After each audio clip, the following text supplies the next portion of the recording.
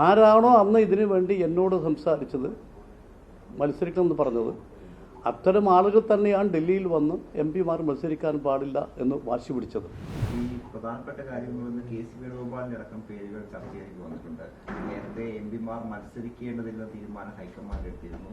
രാഘവേട്ടനൊക്കെ ആണെങ്കിൽ പോലും താല്പര്യം ഉണ്ടായിരുന്നു എന്നൊക്കെ റിപ്പോർട്ടുള്ള സമയത്തുണ്ടായിരുന്നു. ഇപ്പോൾ ഇങ്ങനെ സമയത്ത് മത്സരിക്കാത്ത ഒരാളുടെ പേരൊക്കെ ചർച്ച അല്ല, അതിൻ്റെ അകത്തൊരു കാര്യമുണ്ട്. അത് ഞാനൊരിക്കലും താല്പര്യം കാണിച്ചില്ല. എൻ്റെ അടുത്ത് ഇങ്ങോട്ട് ആവശ്യപ്പെട്ട, ഞാൻ ആരുടെ ലീഡേഴ്സിൻ്റെ പേര് പറയുന്നില്ല, ഇപ്പോൾ എന്നോട് ഇങ്ങോട്ട് ആവശ്യപ്പെട്ടവരുണ്ട്, തോൽക്കുന്ന സീറ്റെടുത്ത് മത്സരിക്കണം. ജയിക്കുന്ന സീറ്റല്ല, തോൽക്കുന്ന സീറ്റ് എടുക്കണം. അങ്ങനെ എടുത്താൽ കോഴിക്കോട് ജയിച്ചു വരാൻ പറ്റും. അങ്ങനെയാണെങ്കിൽ ഒരു സീറ്റ് കൂടുതൽ കിട്ടും. അതുകൊണ്ട് തോൽക്കുന്ന സീറ്റ് എടുക്കണമെന്ന് പറഞ്ഞ നേതാക്കൾ ആരാണെന്ന് എനിക്ക് നന്നായിട്ട് അറിയാം. ഞാൻ ഇപ്പോഴാരും പറഞ്ഞില്ല. ആ സമയത്തും എന്നോട് പറഞ്ഞ നേതാക്കൾ, വാക്ക് തന്ന നേതാക്കളുമുണ്ട്, ഇന്ന സീറ്റിൽ മത്സരിക്കണം. അതും ഞാൻ ഇപ്പോഴും പറയുന്നില്ല. ഞാൻ സമയം വരുമ്പം പറഞ്ഞോളാം. പക്ഷേ ഇവിടെ സംഭവിച്ചത് എനിക്ക് തോന്നുന്നത് കോൺഗ്രസ് ഹൈക്കമാൻഡ് എടുത്ത തീരുമാനമല്ല.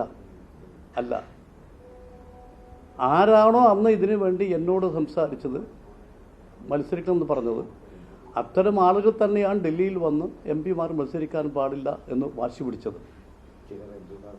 ആ വാശിയാണ് അന്ന് ഒടുവിൽ കോൺഗ്രസ് ഹൈക്കമാൻഡ് അതിന് ആ വാശി ഒരിക്കലും ഒരു പ്രശ്നമാകരുത് കരുതിക്കൊണ്ടാണ് കോൺഗ്രസ് ഹൈക്കമാൻഡ് എം പിമാർ മത്സരിക്കേണ്ട തീരുമാനിച്ചത്. എന്ന് പറഞ്ഞാൽ കോൺഗ്രസ് ഹൈക്കമാൻഡ് തീരുമാനം കൊണ്ടല്ല മനസ്സിലാക്കിക്കൊള്ളാം.